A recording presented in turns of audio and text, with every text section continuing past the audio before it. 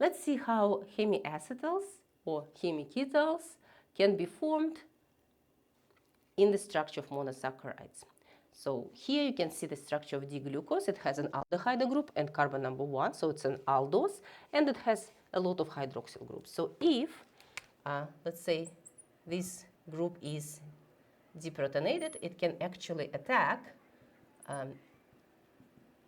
the aldehyde group, right? And that will form a cycle with 5 carbon atoms,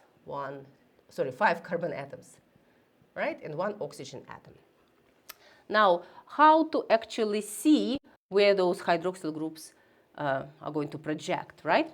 So for that, I'm going to actually redraw the structure, kind of,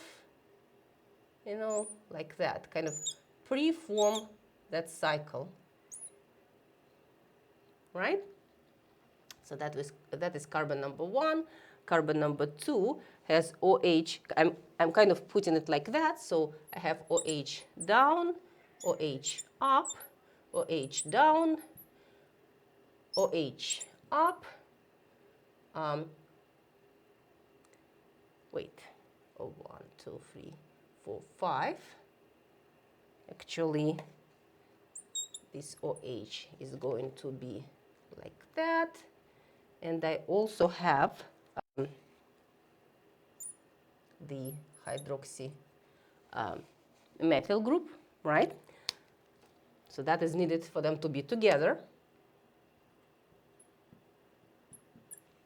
And now I can actually have that reaction shown, right? Like that. And that will create a cyclic structure of D-glucose.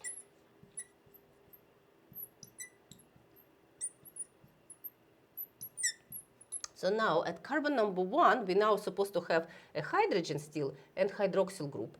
And I may have the following orientation of the hydroxyl group. Or I may have a hydroxyl group up. And that actually will be in equilibrium, right? So I will have both structures. Because now, upon formation of that hemiacetal, I have a new chirality center.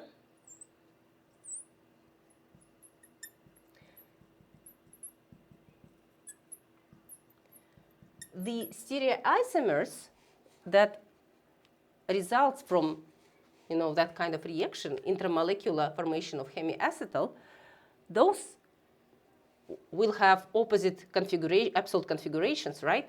And just for that first carbon that used to be a carbon of the aldehyde group, the relationship between these stereoisomers will be anomeric. So we are saying that the left structure is an anomer of the right structure. And this is our alpha anomer. This is our beta anomer.